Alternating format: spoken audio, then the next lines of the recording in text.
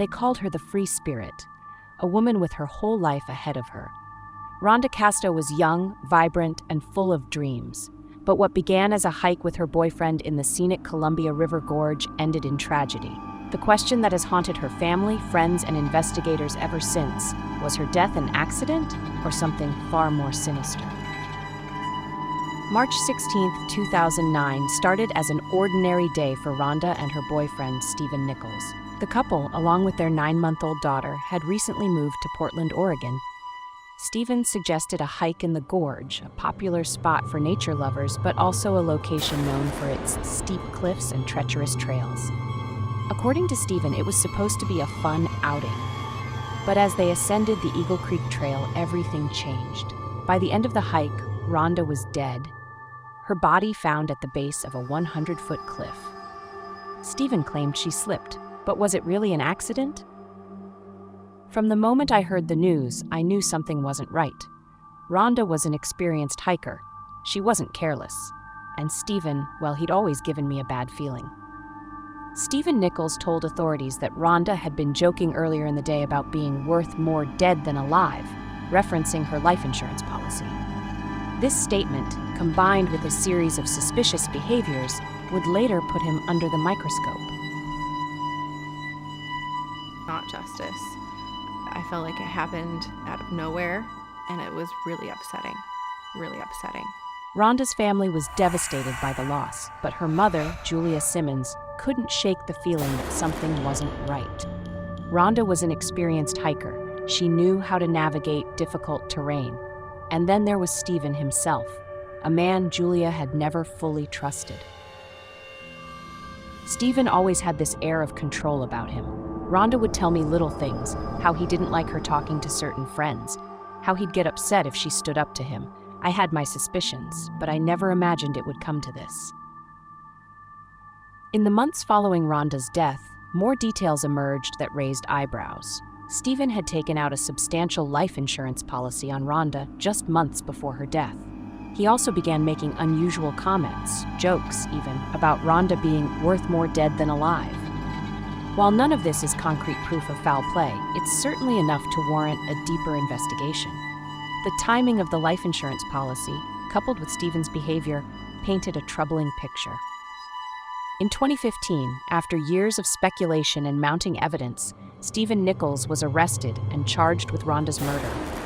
Prosecutors argued that Stephen had pushed Rhonda off the cliff, motivated by greed and a desire to cash in on her life insurance policy.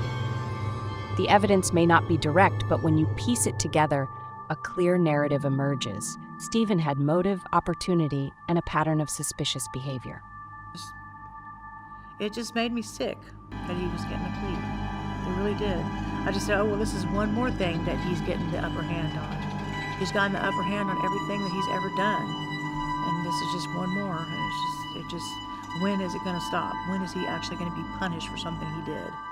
It was very frustrating. It's still very frustrating, just because he's caused so much pain and heartache, and he's caused so much destructive, he's tore apart my family, and it wasn't fair that he gets to move on and live his life, and my family has to go through so much heartache.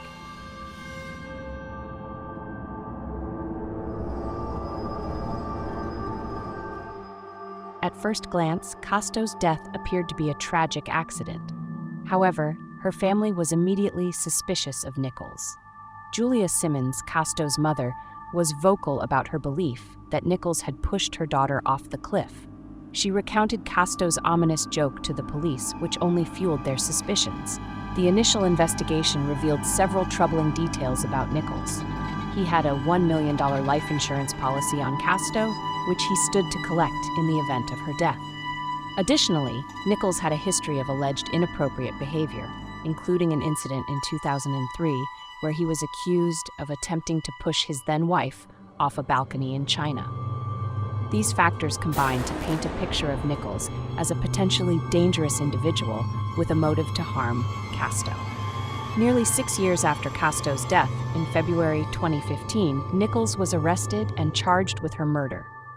The prosecution argued that Nichols had pushed Casto off the cliff to collect the life insurance money. However, the case faced numerous legal challenges. In February 2017, the Oregon Supreme Court ruled that a 3-hour police interview with Nichols after his arrest was inadmissible, which significantly weakened the prosecution's case. Throughout the legal proceedings, Nichols maintained his innocence. He claimed that Casto's death was an accident and suggested that prescription drugs and other factors may have contributed to her fall.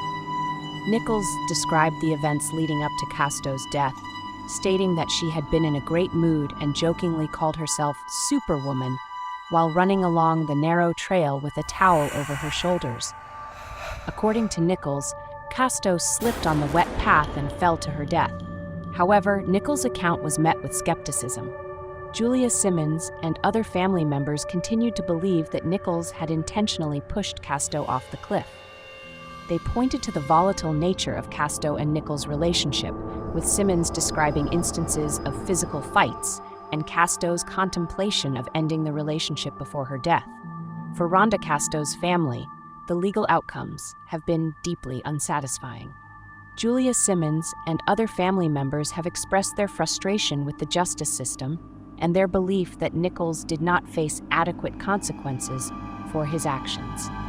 The plea deal that resulted in Nichols receiving probation rather than a longer prison sentence was particularly difficult for them to accept. Despite the legal resolution, the family has continued to seek justice for Casto. They have been vocal in the media, sharing their side of the story and advocating for further investigation into the case. Their unwavering belief in Nichols' guilt has kept the case in the public eye, even as legal avenues have been exhausted.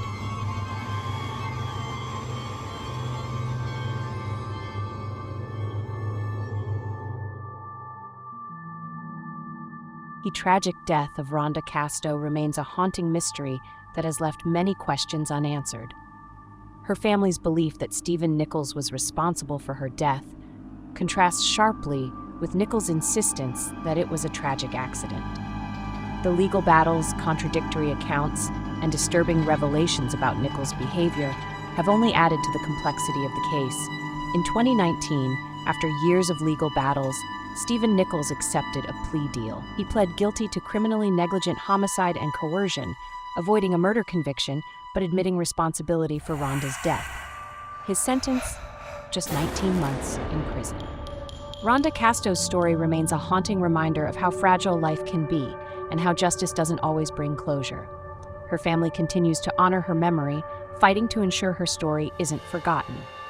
This has been the haunting story of Rhonda Casto, a life cut short and a case that's impossible to forget.